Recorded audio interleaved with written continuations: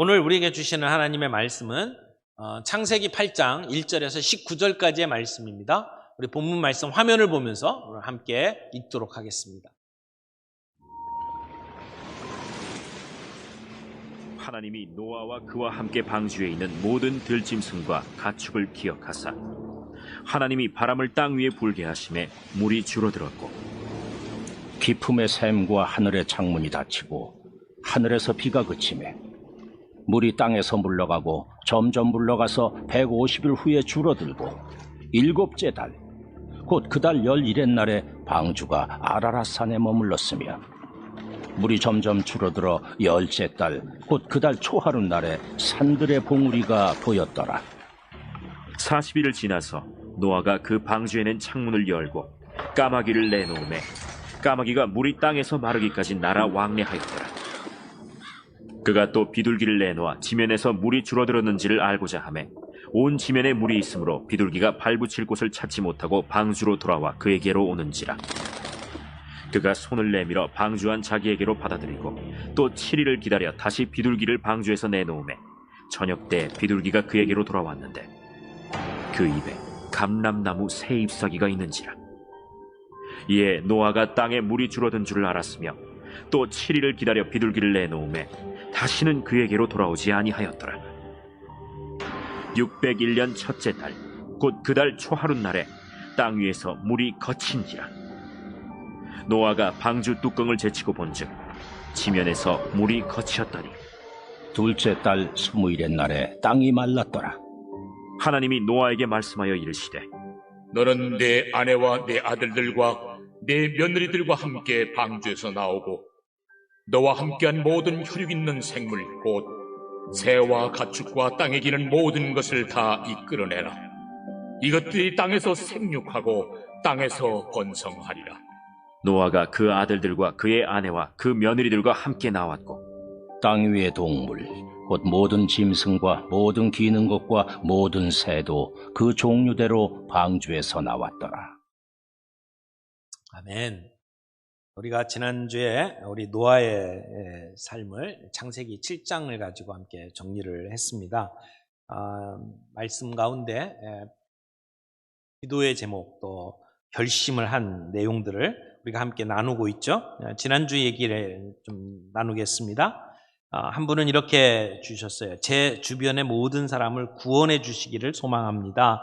제가 해야 할 순종이 무엇인지 매 순간 깨닫게 해주세요 라고 기도의 제목을 올렸습니다. 또 한 분은 대림교회가 구원 공동체의 역할을 잘 감당하게 하시고 예수 그리스도의 향기와 생명의 향기가 가득하게 하옵소서 이렇게 기도의 제목을 올려주셨습니다. 또 한 분입니다. 구원의 은혜에 감사하며 그에 합당한 삶을 살게 하시고 제가 있을 곳은 오직 예수님의 품 안임을 기억하게 하소서 기도의 제목을 올렸습니다. 말씀 앞에 반응하고 또 기도하는 여러분의 모든 그 소원들이 아름답게 이루어지기를 바랍니다. 오늘 저희가 노아 이야기를 계속 진행을 합니다. 어떤 분이 노아 이야기를 읽고 묵상한 뒤에 자기의 깨달은 것을 이렇게 정리를 했습니다. 배를 놓치면 안 된다 이렇게 정리를 했어요. 또 한 분은 우리 모두 한 배를 타고 있다는 것을 잊지 말라. 또 미리 계획하라. 노아 방주가 지었을 때는 아직 비가 내리지 않았다. 또 하나는 이렇게 기록을 했어요. 항상 건강을 유지해라. 내가 600살이 되었을 때 누군가가 너에게 정말 중요한 일을 하도록 요청할 수 있다. 또 이렇게 정리를 했어요. 비난하는 이들의 말을 귀담아 듣지 말라. 그냥 해야 할 일을 묵묵히 하라. 또 속도가 언제나 좋은 것은 아니다. 달팽이와 치타가 한 배를 탔다.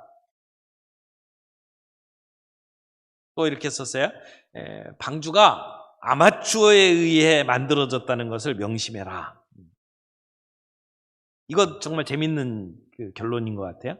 내부의 딱따구리가 바깥의 폭풍보다 더 거대한 위협이라는 것을 명심하라.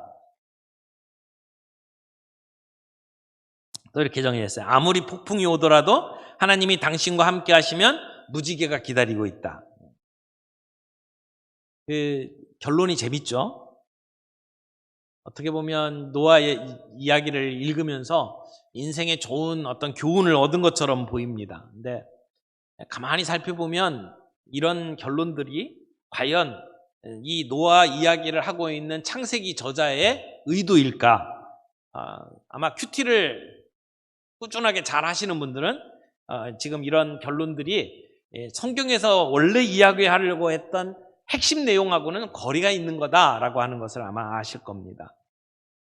창세기의 이 노아 이야기는 과연 우리에게 어떤 이야기를 하고 싶어서 지금 들려주고 있을까요? 노아 이야기를 통해서 우리에게 깨닫게 하고 싶은 교훈은 무엇일까요?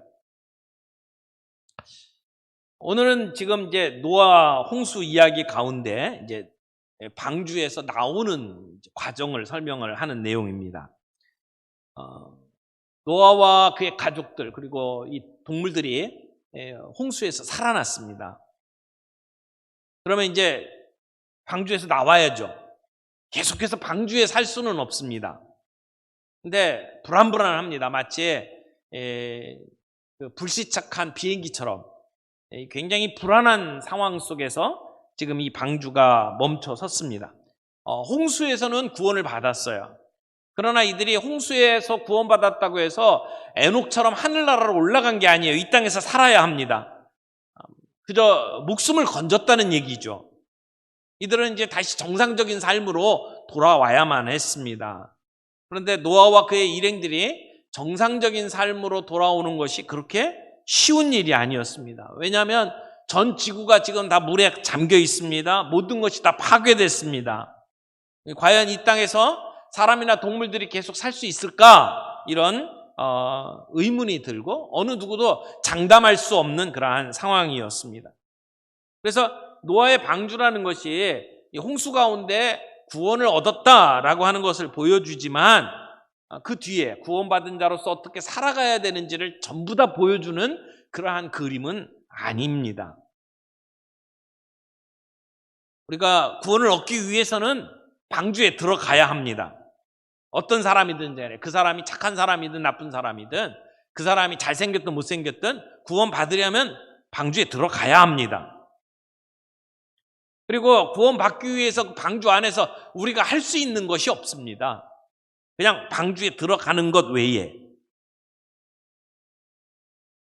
자, 이제 방주 안에 들어갔습니다. 방주 안에서 사는 게 쉽지 않았겠죠. 제한된 공간에서 냄새도 나고 동물과 함께 지내야 되고 무엇보다도 제가 생각하기에는 밖을 내다볼 수 없다는 것이 아마 굉장히 힘들었을 거예요. 또 하나는 언제까지 계획표가 없어요. 얼마나 여기에 있어야 되는지 아는 사람이 아무도 없어요. 우리가 지금 코로나19 바이러스로 인해서 힘든 시간을 보냅니다만은 정말 힘든 것은 이게 언제 어떻게 끝날지를 아무도 모른다는 겁니다. 뭐 한 달만 버텨라 그러면 그냥 다 버틸 수 있겠는데 그것이 언제까지 어떻게 될지 우리 아무도 모릅니다. 아마 방주 안에 있었던 노아도 마찬가지였을 거라고 생각을 합니다. 그러나 분명한 것은 노아가 방주 안에서 영원히 산 게 아니라는 것입니다. 방주의 삶에는 분명히 끝이 있습니다. 물이 빠지면 방주에서 나와야 합니다. 오늘 방주에서 나오게 되는 노아는 어떤 하나님을 경험을 했을까요? 노아가 만난 하나님은 어떤 하나님입니까? 오늘 세 가지로 정리를 하면서 우리가 은혜를 받기를 원합니다. 첫 번째는 기억하시는 하나님. 자, 8장 1절입니다. 하나님이 노아와 그와 함께 방주에 있는 모든 들짐승과 가축을 기억하사. 여기 기억하사에 대해 동그라미를 좀 쳐보세요. 기억하사. 굉장히 중요한 말인 것 같아요. 이게 노아 홍수의 전환점입니다.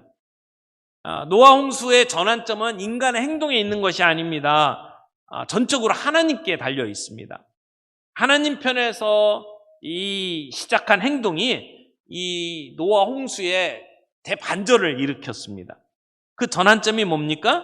하나님이 노아와 그와 함께한 모든 들짐승과 가축을 기억하셨다라고 하는 것에 있습니다.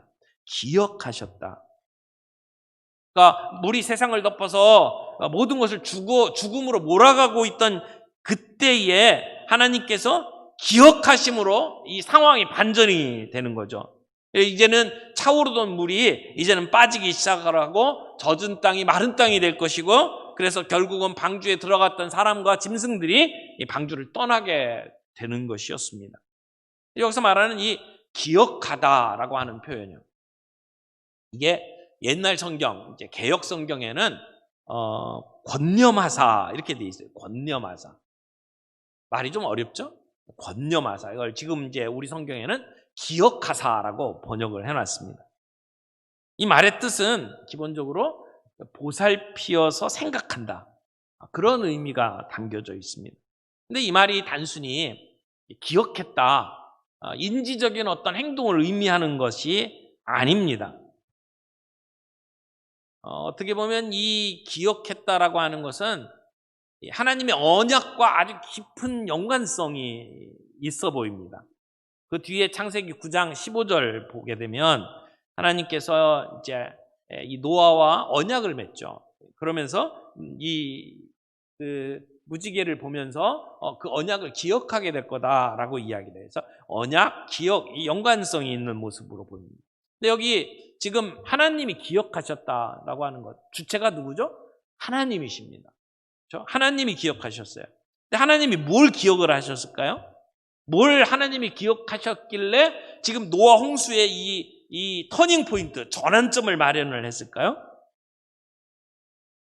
그러니까 하나님이 기억하셨다는 것은 어떤 사실을 내가 생각해내는 것, 또는 노력해서 잊어버리지 않도록 만드는 이런 인지적인 어떤 면만을 이야기하는 게 아니라는 것입니다. 특별히 하나님이 잊어버리지 않는다는 것이 하나님께 해당될 때는 대부분이 고통과 죽음 가운데 있는 어떤 사람들을 향해서 하나님께서 구원의 행동을 하실 때에 연결시키는 그러한 내용이에요. 하나님이 기억하셔서 고통 가운데 있는, 죽음 앞에 있는 사람들을 구원해 내신다 라고 하는 의미와 깊은 연관이 있다는 겁니다.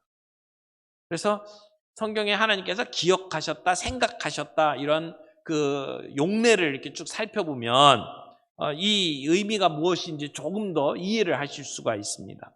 창세기 19장에 보면 하나님께서 그 소돔과 고모라 성에서 롯을 구원해 내시는 사건이 나옵니다. 그때 그 롯을 구원하시는 이유를 설명을 하시는데 창세기 19장 29절입니다. 뭐라고 돼 있냐면, 하나님이 그 지역의 성을 멸하실 때에, 곧 롯이 거주하는 성을 엎으실 때에 하나님이 아브라함을 생각하사 롯을 그 엎으시는 중에서 내보내셨다, 이렇게 기록을 하고 있어요.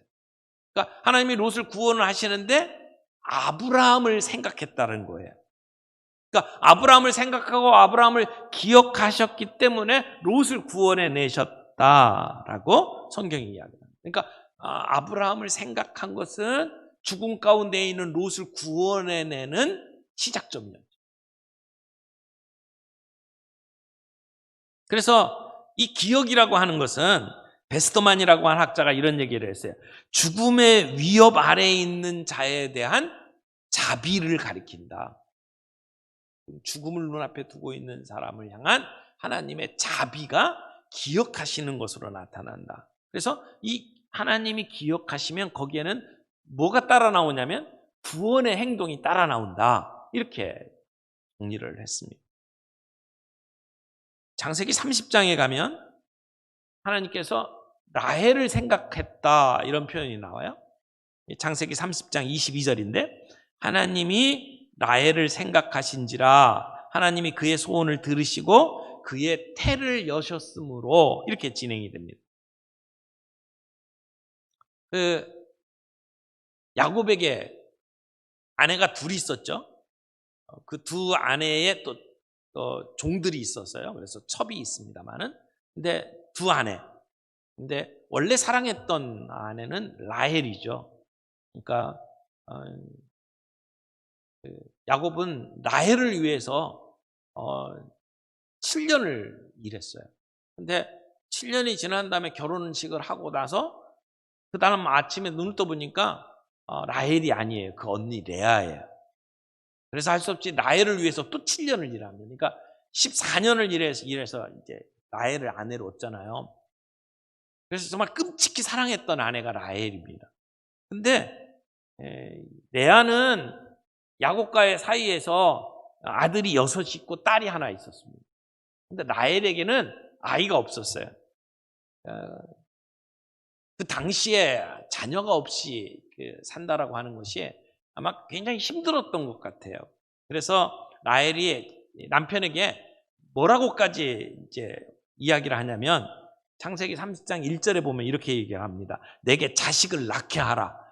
그렇게 하지 아니하면 내가 죽겠노라. 그러니까 아예 자기 목숨을 걸고 그리고는 지금 남편한테 화를 내는 그런 모습이 나올 만큼 이 라헬은 자녀를 갖고 싶어 했습니다. 근데 하나님께서 오랫동안 라헬의 소원을 들어주시지 않았어요. 그런데 라헬이 하나님께 늘 기도하는 그 기도를 하나님이 이제 들으셨어요. 그래서 라헬의 소원을 들으시고 그녀의 태를 여셨어요. 근데 그 이유가 바로 앞에 뭐라고 나왔냐면 하나님이 라헬을 기억하신지라, 하나님이 라헬을 생각하신지라, 이렇게 성경이 기록을 하고 있어요. 그러니까 하나님께서 라헬을 깜빡 까먹고 있다가 갑자기 기억해냈다, 그런 의미가 아니에요.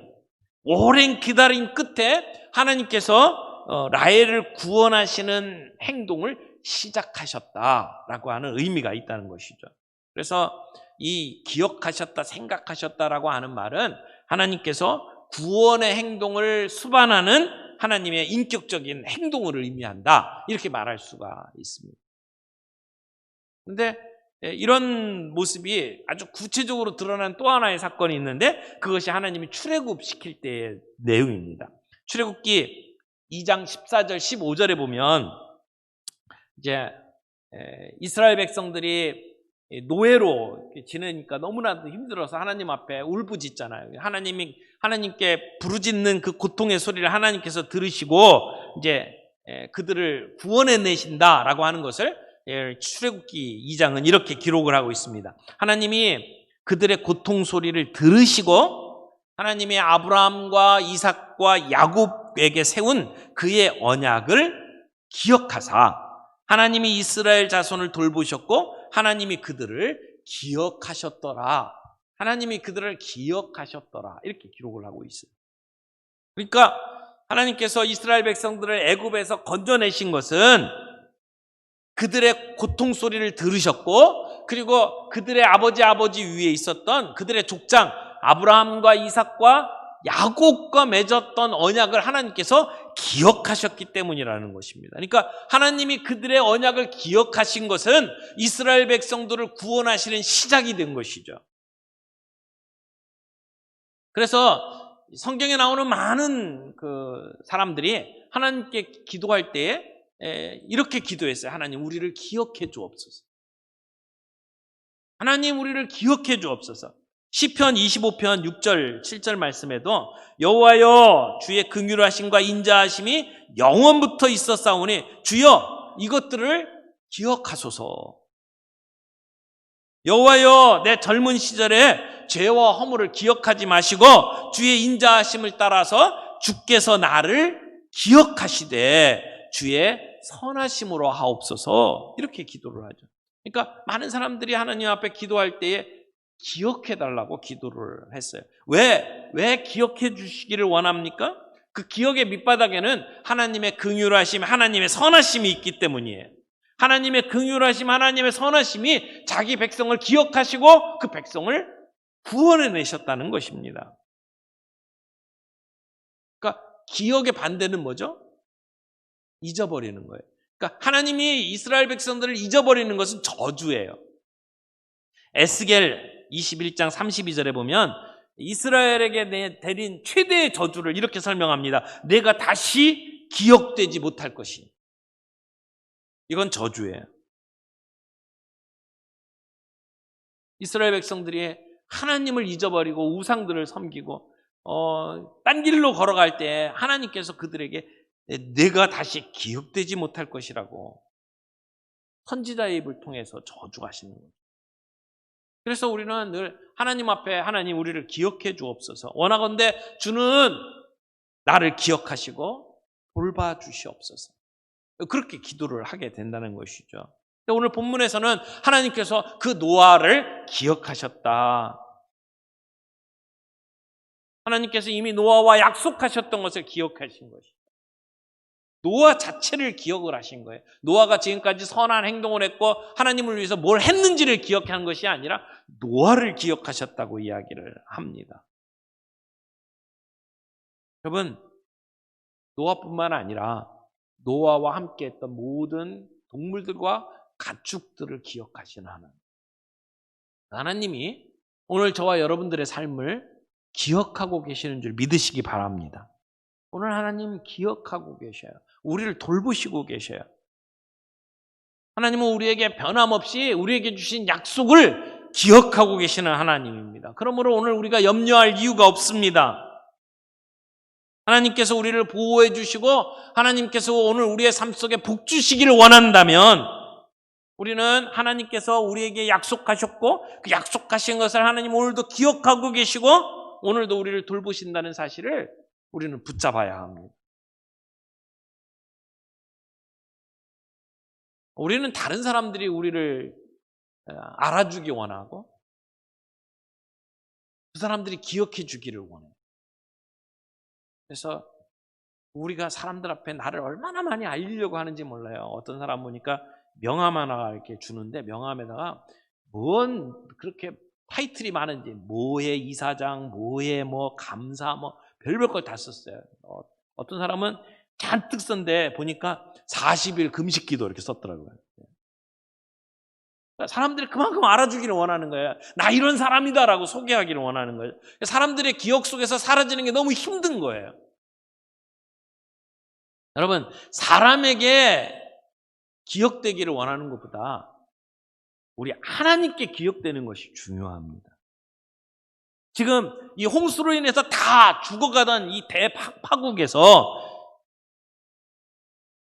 하나님이 기억하심으로 말미암아 하나님의 영원하신 팔에 거함으로 말미암아 구원받고 상황이 바뀌는 모습들을 우리들이 제대로 봐야 합니다. 이것이 지금 노아 홍수를 통해서 우리에게 들려주시고 싶은 이야기입니다. 하나님이 우리를 기억하고 계신다는 겁니다. 하나님은 자비로우신 분입니다. 여기에 초점은 멸망시키는 게 있는 게 아니에요. 우리를 기억하시고 우리를 살리시는 것에 초점이 있다는 것을 우리는 봐야 합니다. 하나님의 긍휼하심, 하나님의 인자하심, 그 속으로 해서 하나님 우리를 기억하시고 오늘 우리를 돌보신다고 하는 것, 이거 우리 모든 인류의 유일한 소망입니다. 하나님은 언제나 우리에게 새로운 기회를 주십니다. 그래서 우리가 하나님을 생각할 때마다 우리는 아침마다 새롭게 되는 것입니다. 첫 번째, 기억해 주시는 하나님을 만났습니다. 두 번째 볼까요? 바람을 불게 하시는 하나님이십니다. 8장 1절에 보니까 하나님이 노아와 그와 함께 방주에 있는 모든 들짐승과 가축을 기억하사. 기억해서 어떤 일이 벌어졌어요? 하나님이 바람을 땅 위에 불게 하시며 물이 줄어들었고, 이제 이 땅에 그렇게 가득 찼던 물이 빠져나가야 되는데 그 물을 빼는 방법으로 하나님께서 사용하신 것이 바람을 사용을 하셨다는 겁니다. 바람으로 땅 위에 불어서 물이 줄어들도록 만드셨다는 겁니다. 40일 동안 화산이 폭발하고 그리고 지진이 일어나고 땅 밑에 있던 모든 지하수가 다 위로 올라오고 그리고 하늘 위 궁창 위에 있던 모든 그 수분이 구름을 거치지 않고 이 땅에 쏟아져 내리더라고요. 그래서 그 물은 150일 동안 이 땅에 넘쳤다라고 성경은 기록을 하고 있습니다. 그런데 하나님께서 이제 그 홍수의 분위기를 반전시키면서 하나님이 노아를 기억하시고 그리고 바람을 불게 하셨다라고 성경이 기록을 하고 있는 거예요. 여기서 말하는 이 바람이라고 하는 것이 히브리어로 루아흐라고 하는 단어예요. 루아흐라고 하는 이 단어가 사실은 창세기 1장 2절에 나온 단어하고 같은 단어입니다. 창세기 1장 2절에 보면 땅이 혼돈하고 공허하며 흑암이 깊음 위에 있고 하나님의 영은 수면에 운행하시니라 할 때 하나님의 영이라고 하는 이 단어가 같은 단어예요. 그러니까 지금 똑같은 단어가 창세기 1장 2절에는 영이라고 번역이 되었고 지금 여기는 바람이라고 번역이 된 거예요. 그러니까 결국은 같은 것이라는 것을 우리가 알 수 있죠. 재밌는 것은 창세기 1장에 나오는 창조의 기사와 지금 여기 노아의 홍수 기사가 이게 평행을 이루고 있다는 것을 보게 됩니다. 그래서 창세기에 일어나는 이 역사가 지금 홍수 이후에 나오는 이 역사와 지금 같이 비슷한 구조로 이루어지고 있는 것을 보게 됩니다. 그래서 이 노아의 홍수가 가장 기본적으로 하나님을 거역한 인간에 대한 심판에 초점이 맞춰져 있기보다는 하나님이 다시 창조하시는 모습으로 재창조의 모습으로 지금 이 이야기를 끌고 가고 있다는 것을 알 수가 있습니다. 그래서 이 창세기 1장에서는 하나님께서 하나님의 영으로 궁창 위의 물과 궁창 아래의 물로 나눴죠. 그리고 궁창 아래의 물은 또 한 곳으로 모여서 바다가 되도록 만들고 그리고 물이 빠진 곳은 육지가 되도록 만들었어요. 그래서 사람이 살 수 있는 공간을 만드신 겁니다. 이 모든 일들을 하나님의 영이 하신 거예요. 루아흐를 통해서 이루신 거예요. 그러니까 궁창 아래의 물, 궁창 위의 물을 나누시고 궁창 아래의 물들을 한 곳으로 모아서 바다로 만들고 육지로 만들고 이 모든 일들이 이 하나님의 바람을 통해서 이루어졌다라고 우리가 볼 수 있는 거죠. 그런데 오늘 본문에서는 인간의 사악함으로 인해서 이 땅에 홍수가 일어나고 그래서 물로 심판이 일어난 다음에 하나님께서 어떻게 다시 창조를 하십니까? 하나님께서는 그 바람을 불게 만드셔서 물이 있던 곳을 다시 가도록 만드시는 거예요. 그래서 원래 땅속에 깊은 샘들에 있던 물들이 그로 돌아가게 만드는 거예요. 바다에 있던 물들은 바다로 돌아가게 만드는 거예요. 그래서 땅이 늘어나게 만들고 사람이 살 수 있는 환경으로 하나님이 만들어 가고 있는 것이죠. 하나님께서는 홍수가 일어난 다음에 그 다음에 무언가 하는 일들이 말로 표현되지는 않았어요. 하나님이 어떤 말씀도 하시지 않았어요. 그러나 하나님이 침묵하신 것 같지만 그런 가운데에도 하나님은 하나님의 바람을 통해서 지금 이 세상을 움직이고 있는 거죠. 하나님은 실수하시지 않습니다. 하나님은 늦게 오신 분이 아닙니다. 하나님은 잘못 계산하신 적이 없습니다. 하나님은 가장 적절할 때에 적절한 방법으로 우리를 찾아오시고 우리를 인도해 주십니다. 인간이 죽어나가고 모든 만물이 죽어나간 이 세상 속에 하나님은 하나님의 바람을 불게 하시고 그리고 사람이 살 수 있는 땅으로 만드시는 겁니다. 이것이 단순히 창조 기사와 그리고 지금 노아의 홍수 기사야만 해당하는 게 아닙니다. 오늘도 하나님께서는 하나님의 영을 통해서 우리를 구원하시고 우리를 새롭게 만드십니다. 교회 역사를 쭉 살펴보면 하나님의 영이 창조와 구원의 가장 큰 동력이고 일하시는 힘이라고 하는 사실을 알 수가 있습니다. 하나님의 영은 인간을 심판하십니다. 하나님의 영은 우리를 구원하십니다. 그 하나님의 영이 오늘 갇힌 자에게 자유를 주십니다. 마음이 상한 자에게 치유를 허락하십니다. 가난한 자들에게 풍성함을 가져다 주십니다. 하나님의 영이 이 땅 위에 불게 될 때, 그때 우리를 살리는 놀라운 역사가 일어나는 것입니다. 이 모든 현상이 어디로부터 시작됐습니까? 하나님이 기억하심으로 말미암아 시작된 겁니다. 하나님은 홍수를 일으키기도 하시지만 하나님은 물을 빼시는 하나님이십니다. 오늘 코로나19 바이러스를 우리가 겪으면서 언제 이것이 끝날지 우리는 알지 못합니다. 백신이 있을지 치료제가 있을지 잘 몰라요. 그러나 걱정하지 마십시오. 때가 되면 물이 물러간 것처럼 하나님은 우리 가운데 역사하실 것이라고 믿습니다. 우리의 삶 속에 개인적으로, 경제적으로, 육체적으로 여러 가지 위험 상황이 닥쳤습니다. 그래서 이것이 언제 끝날지 우리가 정말 막막합니다. 그러나 우리는 하나님께서 하나님의 영을 통해서 우리를 살리시고 결국은 물이 빠지는 것처럼 우리 가운데 이 모든 것들을 종식시킬 거라고 우리는 믿습니다. 위기는 영원하지 않습니다. 우리에게 다가오는 고통스러운 상황이 영원하지 않습니다. 하나님의 목적과 의도가 다 이루어지면 하나님은 물을 빼시는 하나님이십니다. 바람을 불게 하십니다. 오늘 우리들의 삶 속에 바람을 불게 하시고 물을 빼게 하시는 하나님의 놀라운 역사를 우리가 믿음의 눈으로 바라볼 수 있기를 바랍니다. 오늘 이 본문을 보면서 몇 가지 궁금증을 좀 해소하는 것도 도움을 좀 받아야 된다고 생각을 해요. 궁금한 게 참 많은데 몇 가지 좀 정리를 좀 하죠. 지금 오늘 본문에는 노아의 방주가 머물렀던 곳이 어딘지가 나와요. 4절에 일곱째 달 곧 그 달 11의 날에 방주가 어디에 머물렀어요?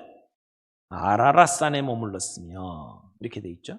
이게 방주가 아라랏산에 머물렀대요.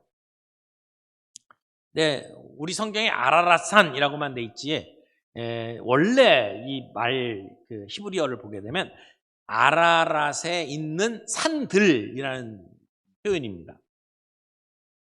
되게 이제 아라랏산이 터키 쪽에 있잖아요. 그래서 터키 또 이란, 러시아 이 그 국경 쪽에 아라랏산이 있습니다. 근데 이게 그냥 단순히 하나의 산 봉우리를 얘기하는 게 아니고 산맥을 형성을 하고 있어요. 그래서 어느 산 위에 배가 멈췄는지 우리는 구체적으로 알 수가 없습니다. 어떤 면에서는 지금 창세기 저자는 굉장히 넓은 지역으로 지금 우리에게 설명을 해주고 있어요. 정확한 어떤 위치를 얘기하고 있지 않습니다. 뭐 창조과학자들이나 뭐 다른 어떤 분들이 이 노아의 방주가 있는 흔적들을 찾아가지고 어디에 가니까 뭐 산 꼭대기에 이런 나무 흔적들이 있다, 뭐 이렇게 기록들이 나오긴 하지만 그러나 정확한 것은 아닙니다. 또 여기에 궁금하게 생각하는 부분이 까마귀하고 비둘기 이야기입니다. 이 노아가 먼저 까마귀를 보냈죠. 7절에 40일이 지나서 노아가 그 방주에 낸 창문을 열고 까마귀를 내놨다. 그래서 까마귀가 물이 땅에서 마르기까지 날아 왕래하였더라. 이렇게 성경이 기록을 하고 있습니다. 왜 하필 까마귀일까?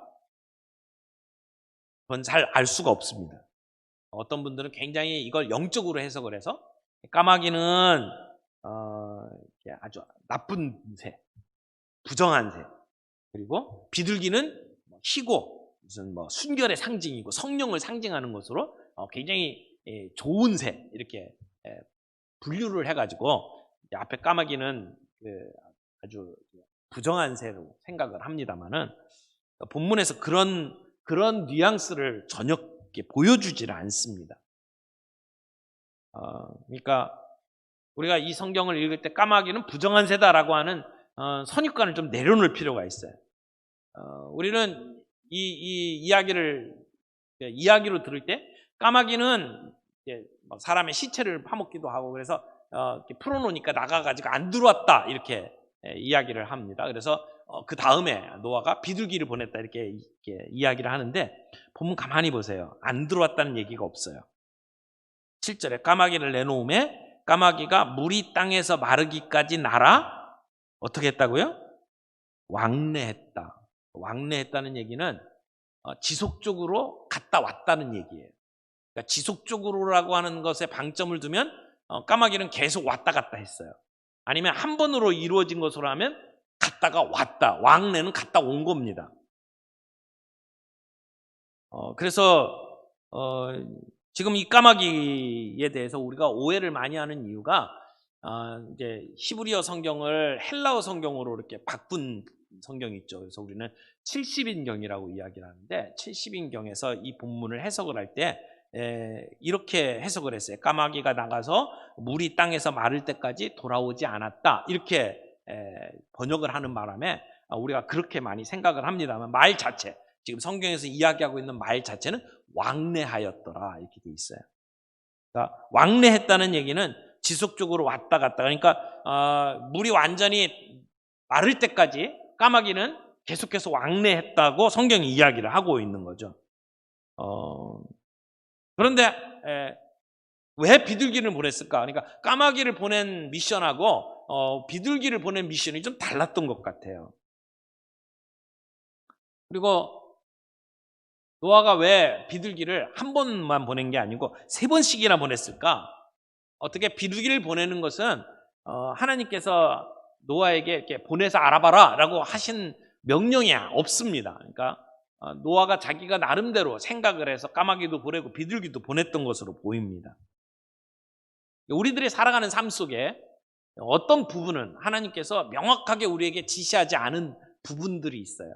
때로는 우리가 가지고 있는 지혜를 가지고 어떤 행동들을 결정해야 될 때가 있습니다. 그 속에서 하나님의 뜻을 찾고 하나님의 역사를 볼 수 있는 것이 필요하죠. 어떻게 보면 비둘기를 보내는 가운데 노아는 내가 지금 아무것도 볼 수 없지만 우리는 당신을 기다립니다. 하나님을 기다립니다. 라고 하나님께 메시지를 보내는 것이 아니었을까. 자, 3번째. 오늘 여기서 보는 중요한 하나님의 모습은 인도하시는 하나님입니다. 이제 7장과 8장의 내용들을 보면 재밌는 구조가 보이는데 7장 4절에 보면 하나님께서 7일 후에 홍수를 보내겠다고 말씀하셔요. 그리고 10절에 보면 7일 후에 진짜 홍수가 일어납니다. 그리고 17장 17절에 보면 홍수가 며칠 동안 이루어져요? 40일 동안 이루어집니다. 그리고 7장 24절을 보면 물이 땅에 넘친 게 150일입니다. 그러니까 숫자가 이렇게 진행이 돼요. 7장에서는 7일, 7일, 40일, 150일. 근데 이제 물이 빠지는 내용이 8장에 나오잖아요. 8장에도 구조가 이렇게 되어 있습니다. 8장 3절에 보면 물이 점점 물러가서 150일 후에 줄어들었어요. 그래서 150일이라는 단어가 나오고 그 다음에 40일이 지나서 창문을 열었어요. 그리고 새를 보내고 7일을 지내죠. 그리고 또 다시 7일을 보내요. 그러니까 숫자가 150일, 40일, 7일, 7일 이렇게 이어지죠. 구조가 7일, 7일, 40일, 150일, 그 다음에 150일, 40일, 7일, 7일 이렇게 이 구조가 이루어지는 것을 봅니다.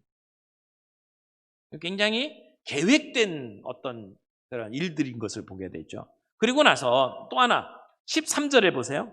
재밌는 표현이 나오는데 601년 첫째 달 곧 그 달 초하룻날에 땅 위에서 물이 거친지라. 자, 물이 거친 날이 몇 월 며칠이에요?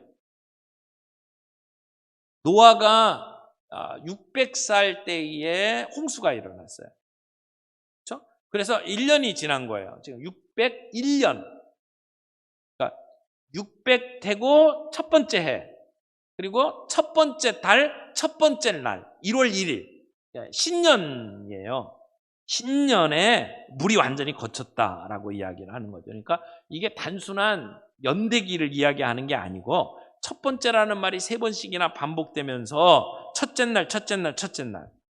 그것은 새로운 시대가 열린 것을 표현하는 말이다라고 할 수 있습니다. 홍수 후에 새로운 연대. 그래서 홍수를 통해서 이 땅에 있었던 모든 물이 다 사라져버린 날. 그것이 신년이 되는 거죠. 새로운 세계가 시작되는 날. 어떻게 보면 재창조 기념일이라고 말을 할 수 있는 그러한 모습이라는 거죠. 그런데 이런 날들이 쭉 진행되는 가운데 노아는 계속해서 기다립니다. 자기 마음대로 나가질 않습니다. 비둘기도 보내고 까마귀도 보냈지만 그렇다고 바깥으로 뛰쳐나가질 않았습니다. 기다립니다. 하나님의 허락 없이는 노아는 방주에서 한 발짝도 떼지 않았습니다. 그런 의미에서 노아는 순종의 사람이다 라고 말할 수 있습니다. 방주 안에 있는 게 얼마나 힘들었겠습니까? 우리가 마스크 쓰고 있는 게 답답한 것처럼 노아는 굉장히 답답한 시간을 보냈을 거예요. 그래서 이렇게 기도했을 겁니다. 하나님, 이 힘든 거 빨리 좀 끝내주세요.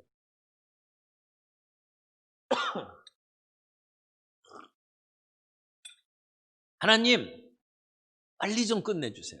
근데 하나님은 뭐라고 말씀을 하시는 거예요? 조금만 더 기다리라는 겁니다.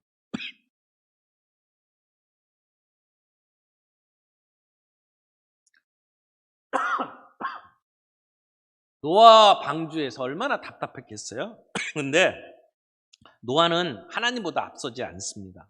기다립니다. 불안해하지 않습니다. 기다립니다. 왜요? 하나님이 자기와 함께 하십니다. 오늘 이 말씀을 통해서 우리들이 이렇게 좀 다시 한번 노아가 만난 하나님을 만나볼 수 있기를 바랍니다. 하나님 어떠한 하나님입니까? 생각하시는 하나님, 기억하시는 하나님.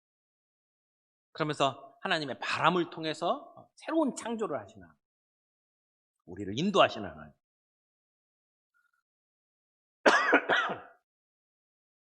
우리의 살 길을 만들어주시는 하나님.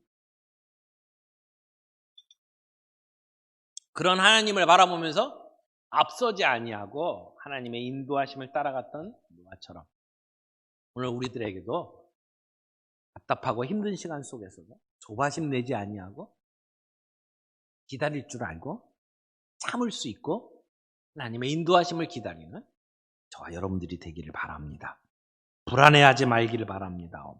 외로워하지 마시길 바랍니다. 하나님께서 우리와 함께 계시고 우리를 인도하시고 우리를 기억하시고 우리를 이끌어가시고 우리를 보호하신다고 하는 사실을 우리가 붙잡고 두려워하지 말고 하나님이 역사하시는 것을 함께 지켜볼 수 있는 저와 여러분들이 되기를 바랍니다.